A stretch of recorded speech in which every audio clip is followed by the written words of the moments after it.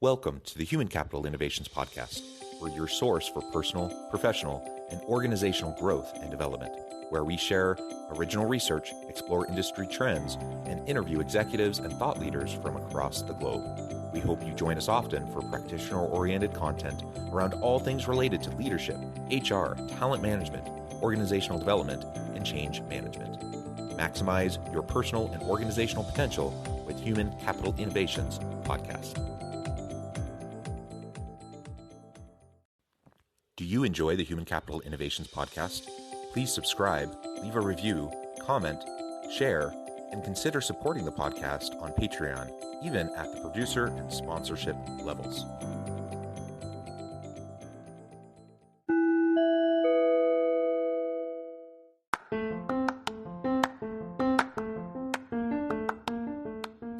Welcome to the Human Capital Innovations Podcast. In this HCI Podcast episode, I talk with Erik Wallace about navigating the complex employee healthcare benefits landscape.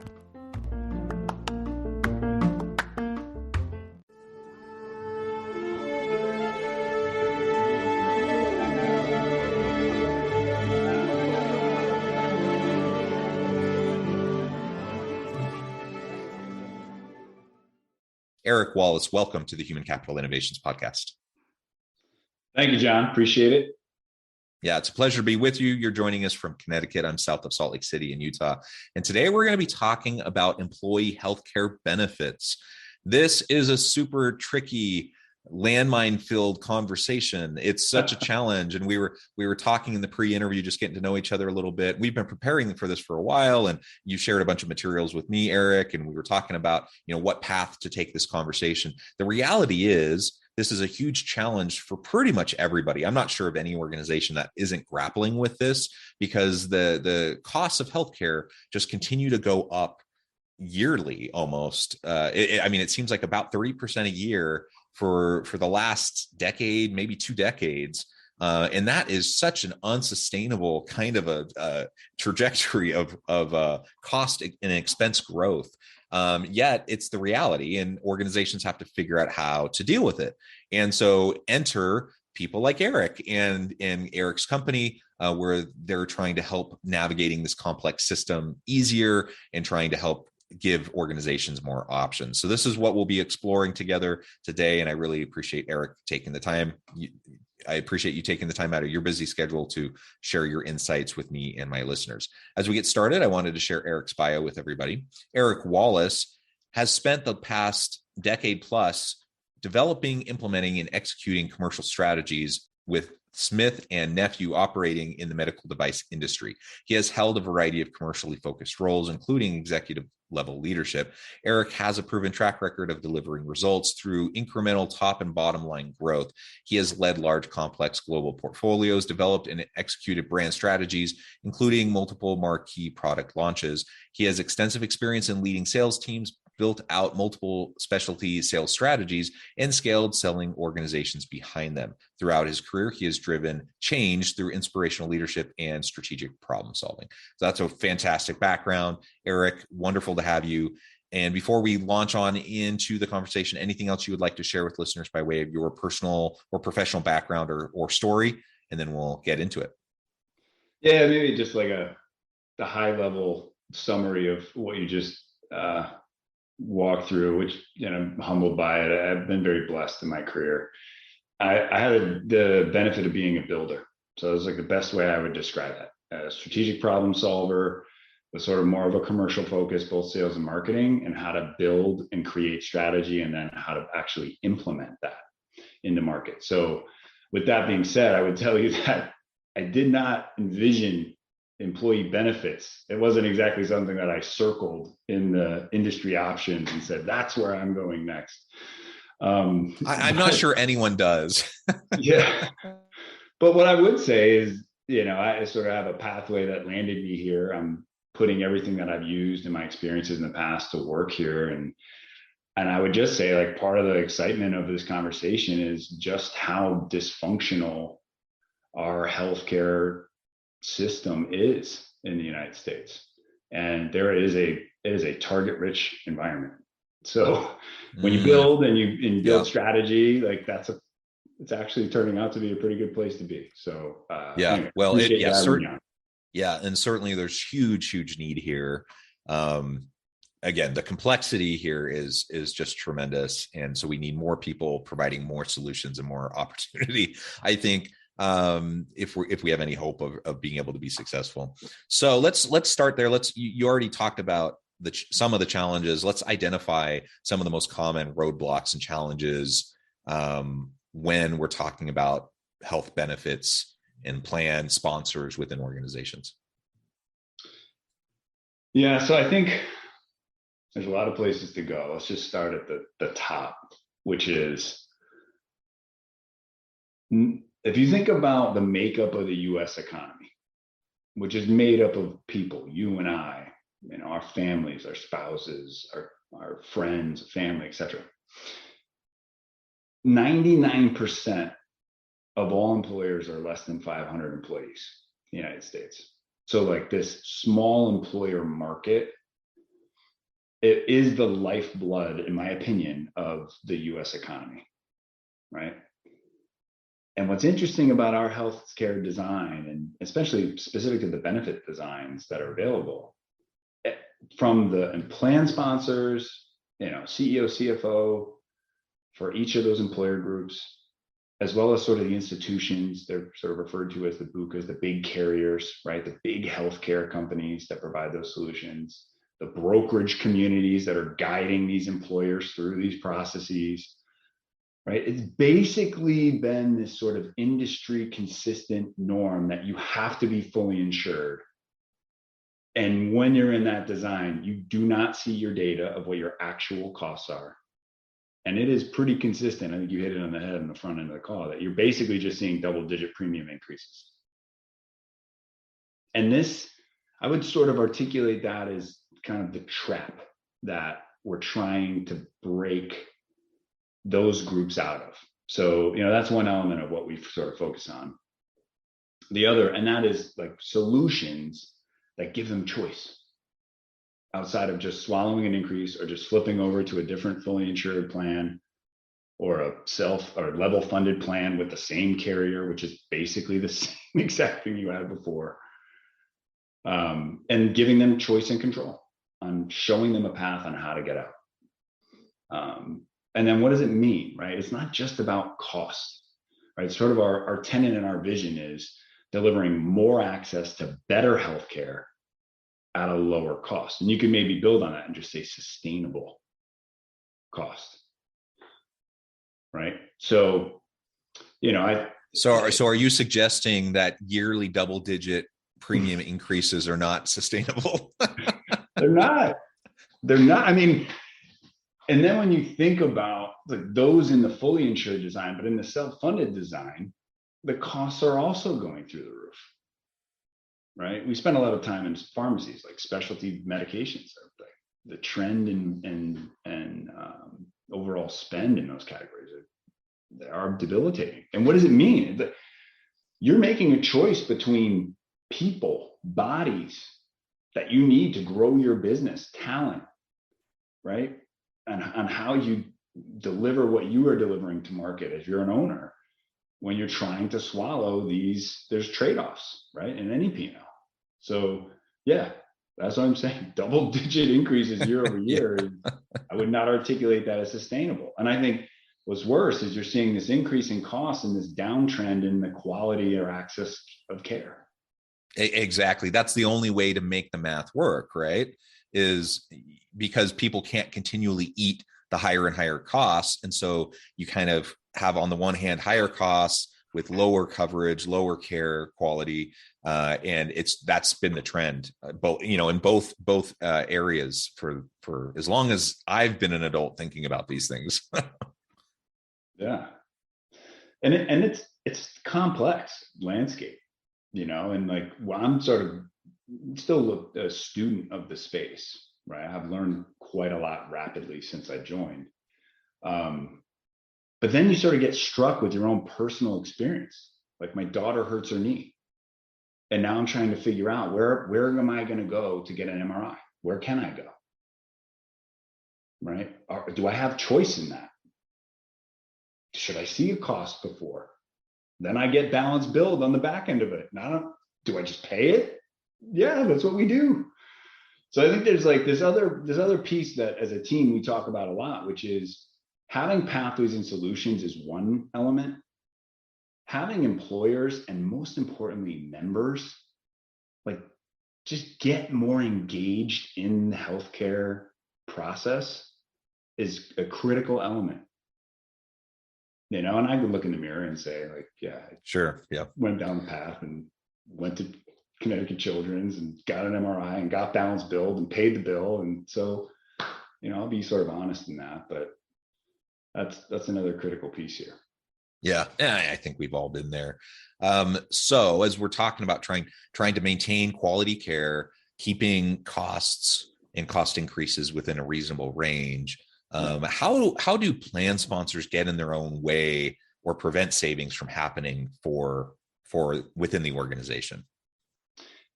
It's a really good question. And it in some ways it's kind of like a catch-22 for the plan sponsor. So there's like a couple of different elements I'll walk you through here, which I think will resonate. The first is benefits for employees are wildly important for retention, creating a culture within an organization, right? So, and whenever you talk about change in anything, whether you're going one plan to another fully insured plan, let alone doing something more disruptive, the disruption to the members is typically where those like pathways and options sort of start to die, right? And then the industry and the norms start to like fan those flames, right? And then incentives start to play a role in that. So you think about your broker. Well, how are they incented? And yes, they're incented on you choosing a plan, but they're also incented on you renewing. And the renewal bonuses are, if you actually peek behind the curtains of that, are shocking. To keep that group in that lane, renewing, and they get a significant compensation for that. So that person is incented to fan the flames of don't go down that other path. Just renew and swallow this premium increase. Okay. So there's a bucket in that. The next piece that I think matters is like how you trust. There's all these solutions in the market, right? There's all these one-off health plans. There's these small innovative health plans that are bubbling up. There's all these different cost containment solutions. There's lifestyle modification solutions, and people get burned by trying to do that and investing time to roll it out and educate, and then it falls apart, right? So I think that's an element of it too. And then, this is sort of maybe just my personal opinion, but your plan sponsor who is over the top of a wildly complex delivery to your number one asset, which is your people, right? They're not incented to deliver savings. So like you will see a CFO and a plan sponsor. You sort of watch that engagement go back and forth. And the plan sponsor has the trump card, which is the first one, which is employee disruption. Right? And why are we going to, cut off our nose to save our face? Right? So anyway, sort of a deeper answer, but those are some of the elements I see. And it's one of the things I qualify with a plan sponsor up front. Like, what's driving this? Is it fiscal? How aggressive are you willing to be? How sensitive is your membership? What changes did you implement last year? How did they go? Like, all those pieces play a role. Yeah. Good. Well, so let's also talk about self-insured employers. What can employers taking the self-insured route do to decrease pharmacy benefits costs?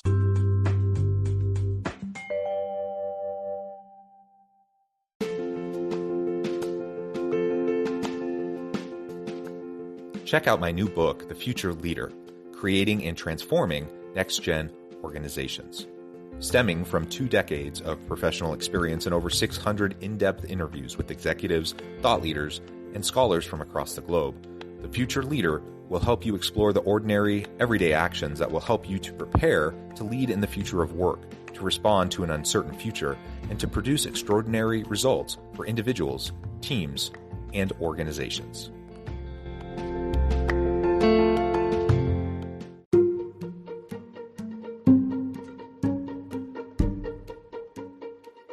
Welcome to the Human Capital Innovations Academy. Courses, micro-credentials, and certificates to upskill and reskill for the future of work.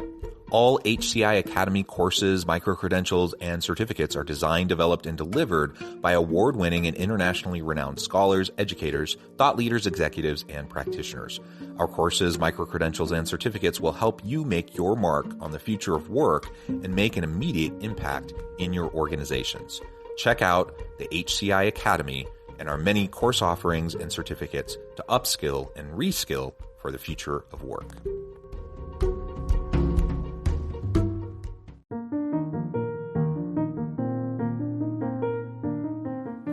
Check out our new weekly LinkedIn newsletter, Alchemizing Human Capital, exploring industry trends via original research and interviews with executives and thought leaders from across the globe. We look forward to having you join us.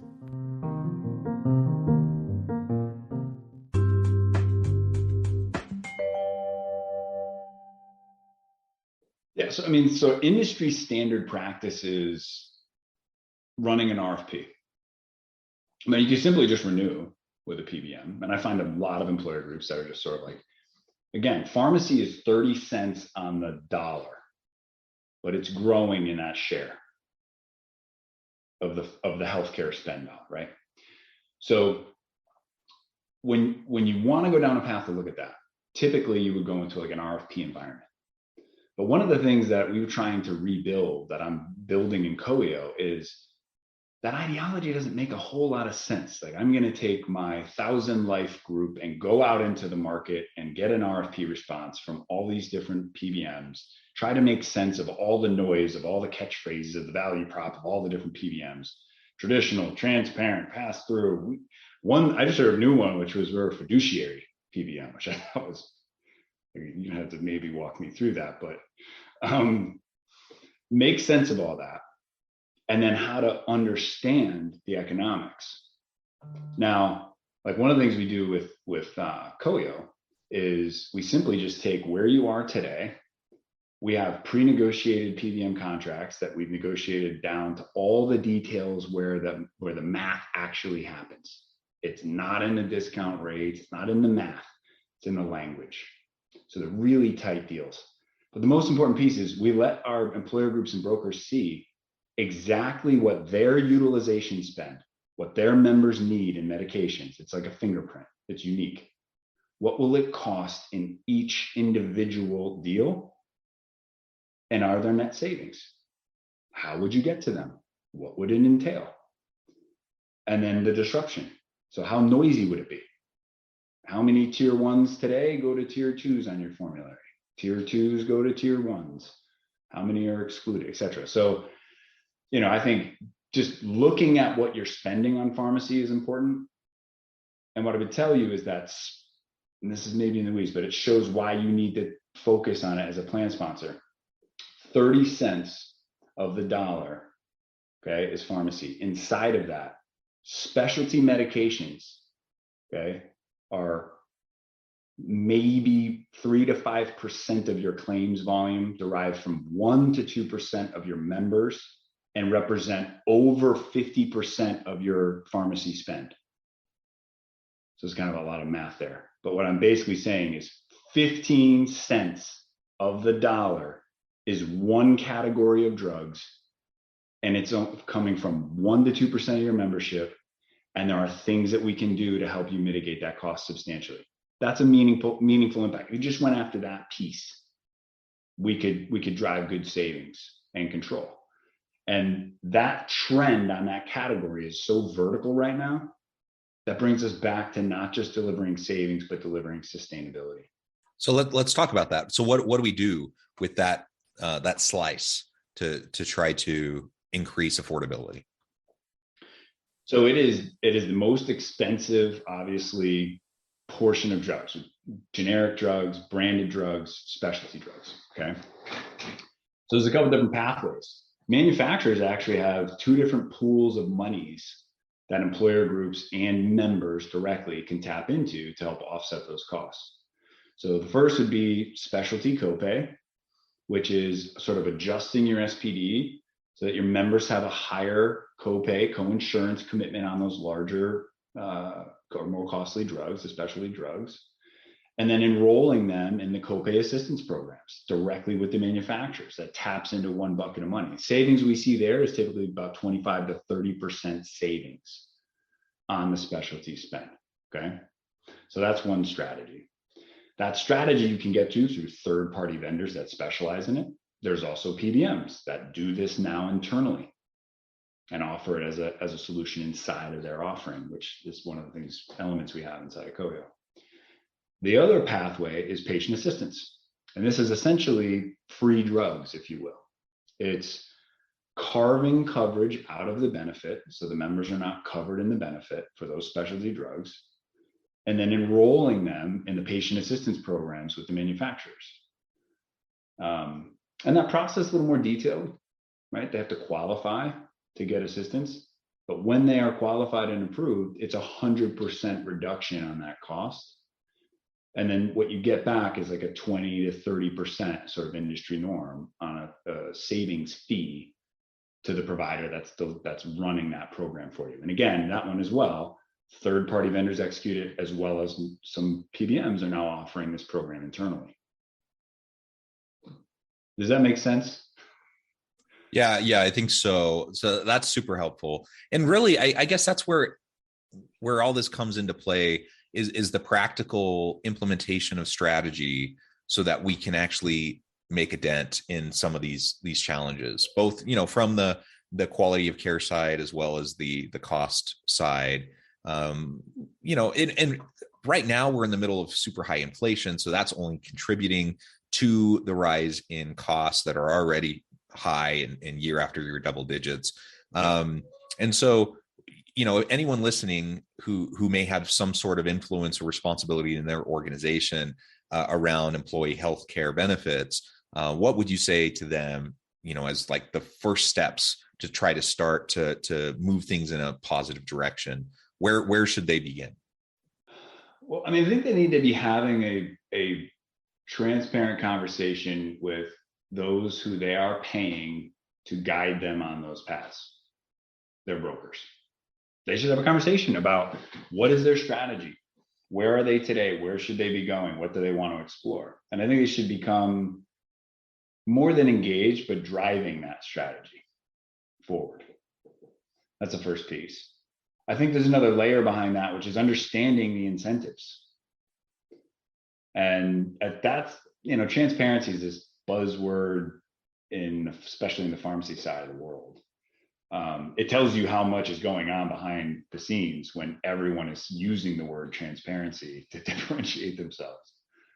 But I would suggest having an open dialogue with your broker, understanding the incentives that are in play, taking command and driving what you want to go evaluate in the market. Doesn't mean you need to jump all the way in, but you should at least drive what you are seeing as options of where to take your business. And make sure you're getting sort of an open and objective delivery in that. You certainly on the pharmacy side, you can come to us. There are other options in the market as well. There are different coalitions that operate sort of different ways. You can run an RFP and cast a net out to the PBM community. But I think when you start to look at the results, I would also just implore that you see through them, meaning make sure they're stacked apples to apples in the comparison, and so that you can evaluate it the right way. And again, like I hope it didn't come off like employee disruption is something that we need to take very seriously right now. Right, current state of the economy.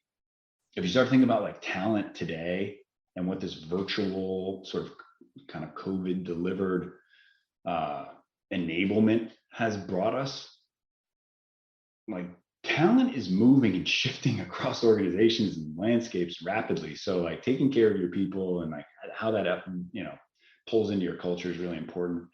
So like don't lose sight of it. I'm not trying to undermine it, but if you take those pieces in consideration, I think you put yourself on a better path. And there are people out there who are going to show you they'll let you see behind the curtains. We're one of them. Yeah, that's super helpful. And I completely agree. Let's remember that our people within our organizations, they are our most important asset. And consider how much we invest in other forms of capital within a business: financial capital, intellectual property and capital, the plant equipment property, all, financial capital, all these different forms of capital. We spend a lot of time ensuring that it's managed well, that it's taken care of, that we reinvest in it, that we maintain it. And for some reason, inexplicably in many organizations, the human capital piece, the human asset, is not given that same kind of priority and focus. And especially in an area like healthcare benefits, where the costs are put such a strain on organizations, and it does represent a huge investment. Let's do it in a smart way. Let's spend a little bit more time in terms of our approach, our mindset, our strategy, in doing it in a way that makes sense, so that we can add the best benefit to our people that's going to resonate with them and going to be actually valuable to them. And let's do it in a way that we can attract and retain great people and have a good organizational culture. And that's ultimately what it all comes down to. Well, Erik, it has just been a pleasure. I know at the time I'm going to have to let you go here in just a minute. Before we wrap up the conversation for today, I wanted to give you a chance to share with listeners how they can connect with you, find out more about your company, your team, and then give us a final word on the topic for today. Thanks, John. And by the way, really well said. I could not have said it better myself, the way you summarized that. You can reach out to us at goodrootinc.com. We have a variety of companies sort of underneath our umbrella that deliver different options and services, whether you're fully insured today or self-funded, whether you're interested in a full major medical solution or just a pharmacy solution. We have those pathways.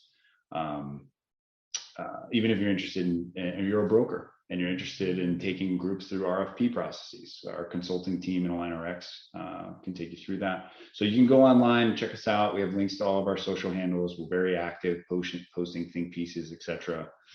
I think my final words or summary for this conversation would just be to get engaged and just know that there are paths out there that are real.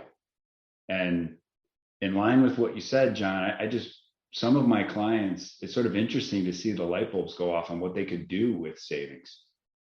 They can buy down the benefit burden from the employee perspective while delivering better care, better access, right? Some add and invest in people and bring more talent on, right? So it's really, and some of the savings are really meaningful.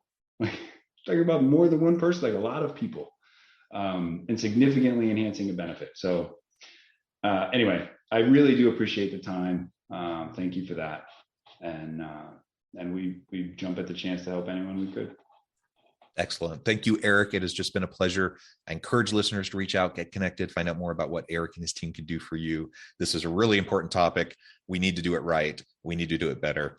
And as always, I hope everyone can stay healthy and safe, that you can find meaning and purpose at work each and every day. And I hope you all have a great week.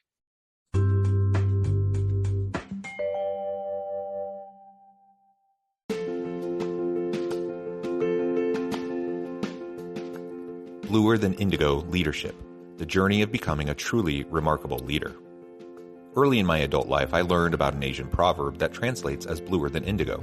If you think about the color indigo, it is a brilliant, deep, and vibrant blue, what some would call the bluest of blues. To have something that is bluer than indigo is rare and truly remarkable. Contrary to popular myth, there is no one-size-fits-all or cookie-cutter approach to effective leadership. There is no silver bullet, no secret sauce, no go-to model that will solve all of your problems.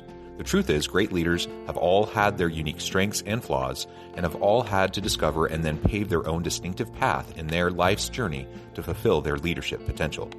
Bluer Than Indigo Leadership will help you discover your own path and explore those ordinary, everyday actions that will help you respond to an uncertain future and produce extraordinary results for individuals, teams, and organizations.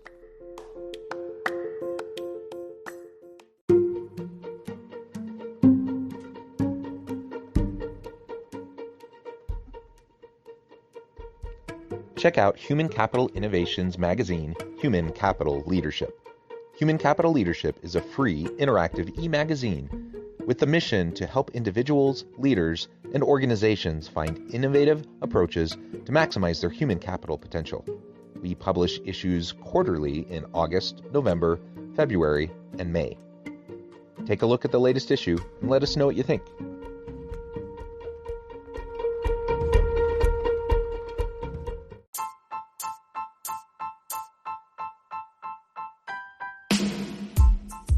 The alchemy of truly remarkable leadership. Ordinary, everyday actions that produce extraordinary results. Consider how the nature of work has shifted over the past 50 years. With increased globalization, rapid technological advancement, and the shift in economic composition, the average job of today looks very different than the average job of 50 years ago. What will the jobs and organizations of tomorrow look like? Moreover, what does this all mean for organizational leaders? What are the core competencies and capabilities of organizations and their leadership that are prepared for continued disruption and geopolitical and socioeconomic shifts? Regardless of what the future holds, increasingly, leaders need to be socially minded, data-driven, decisive, champions of talent, and disruptors of the traditional notions of leadership, teams, organizations, and work. The alchemy of truly remarkable leadership will help you to explore your own leadership competencies and capabilities and consider ways to apply and implement them into your workplace and personal life.